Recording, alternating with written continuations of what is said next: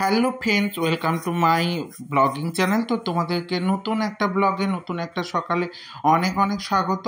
তো তোমরা দেখো আমার মামুর মামু ভাত কেমন হলো। আমার মামুর মামু ভাত বলতে আমার খেপির ছেলে, মানে আমার একজন কাকুর মেয়ের ছেলে। তো মানে আমার মামু হয়।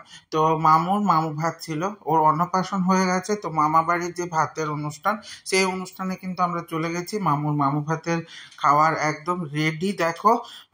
তো রেডি করে অলরেডি মামু ভাতের অনুষ্ঠানটার সমস্ত কিছু রিচুয়াল শুরু হয়ে গেছে অলরেডি। আমরা একটু দেরি করেই গিয়েছি, তো অনেকেই খেয়ে দিয়েও নিয়েছে।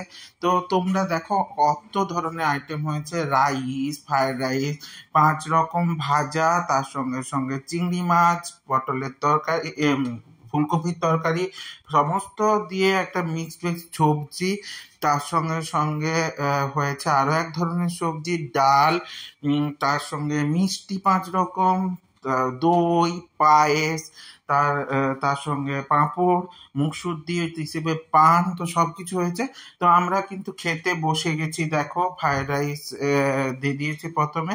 তো ফ্রাইড রাইস দিয়ে দেওয়ার পর তার সঙ্গে দিয়েছে বেগুনি, এবং তার সঙ্গে দিয়ে দেবে পনির আর চানার তরকারি। তো পনির চানার তরকারি, বেগুনি, তার সঙ্গে ফ্রাইড রাইস সব একদম অসাধারণ ছিল।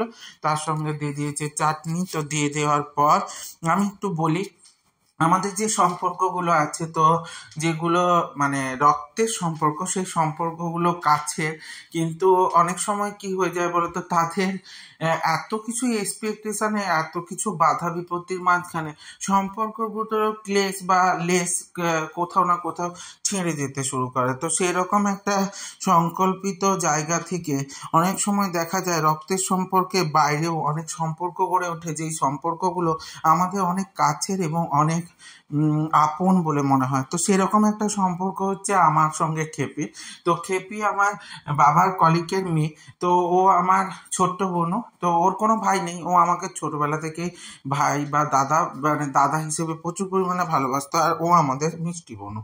তো খেপির বিয়েতে কিন্তু আমি যেতে পারিনি, কারণ খেপির বিয়ে যেদিন ছিল আমার শালারও বিয়ে সেই দিন ছিল। তো ওই জন্য আমি কিন্তু যেতে পারিনি। এটা খুব আক্ষেপ ছিল আমাদের দুইজন ভাই বোনের। এমন একটা পরিস্থিতি হয়ে গেছিল যে আমি কোনোভাবেই ওর বিয়েতে যেতে পারিনি। তো মামু ভাতের অনুষ্ঠান কোনোভাবে ছাড়া যাবে না, সেই জন্য চলে গেছি আর খাওয়া দাওয়া করতে বসে গেছি।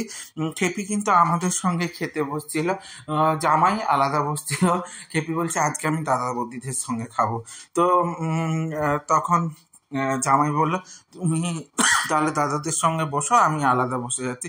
দেখো তার সঙ্গে দিয়ে দিয়েছে সাদা ভাত, আলু ভাজা আর ডাল, তার সঙ্গে মিক্স ভেজ সবজি, ফুলকপির তরকারি, মাছের ঝোল, চিংড়ি মাছ মানে গলদা চিংড়ি, তো তার সঙ্গে হচ্ছে চাটনি, পায়েস, দই, মিষ্টি, পাঁপড়, মুখশুদ্ধি, সব মিলে একদম জমজমাট আইটেম। আর কি বলবো, এত দারুণ হয়েছিল খাবারগুলো, কোনটা ছেড়ে কোনটা খাই। আমি কিন্তু 2টো চিংড়ি মাছ খেয়েছি, 2টো মাছ খেয়েছি, আর আমি তো খাওয়ার ব্যাপারে কোনো রেস্ট্রিকশন করতে পারে।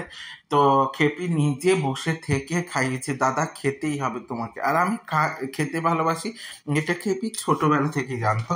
তো ও যখন কলেজে পড়তো, আমি ওখানকার স্যার ছিলাম, তো সেখানে ও খাবার করে নিয়ে যেত কোনো কোনো দিন। কাকিমাও খাবার বানিয়ে আমার জন্য পাঠাতো। তো দেখো মাছের সাইজগুলো কি সুন্দর ছিল, আর দেখো চিংড়ি মাছগুলো তো আমার দিকে চেয়েই ছিল। তো সব মিলিয়ে অনুষ্ঠানটা জাঁকজমকপূর্ণ ছিল এবং প্রচুর দারুণ এনজয়মেন্টের সঙ্গে কেটেছে। তো তোমরা এই ধরনের বলো, তোমাদের কার কার সঙ্গে রক্তের সম্পর্কের টান না হলেও অনেক পরিমাণে আপন হয়ে গেছে, এরকম কার কার কোন সম্পর্ক তৈরি হয়েছে সেগুলো অবশ্যই কমেন্ট সেকশনে জানিও।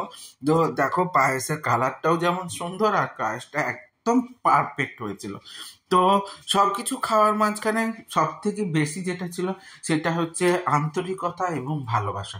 তো আন্তরিকতা আর ভালোবাসার কাছে কোনো খাওয়া দাওয়াই টেকে না। এত কিছু খাওয়া দাওয়া না হলেও অনেক সময় আন্তরিকতার কাছে সব কিছুই হার মেনে নেয়। তো তোমাদের আমার ব্লগগুলো কেমন লাগছে, যদি ভালো লেগে থাকে তবে অবশ্যই লাইক কমেন্ট শেয়ার করে দিও। ইউটিউব থেকে যারা দেখবে তারা সাবস্ক্রাইব করে দিও, এবং সাথে বেল আইকনটা ক্লিক করে দিতে ভুলে যেও না, যাতে আমার ভিডিওগুলো তোমাদের সামনে সবার প্রথমে নিয়ে চলে আসছে। দেখা হচ্ছে নতুন ব্লগে নতুন একটা সকালের সঙ্গে। ততক্ষণের জন্য ভালো থেকো, সুস্থ থেকো, টাটা।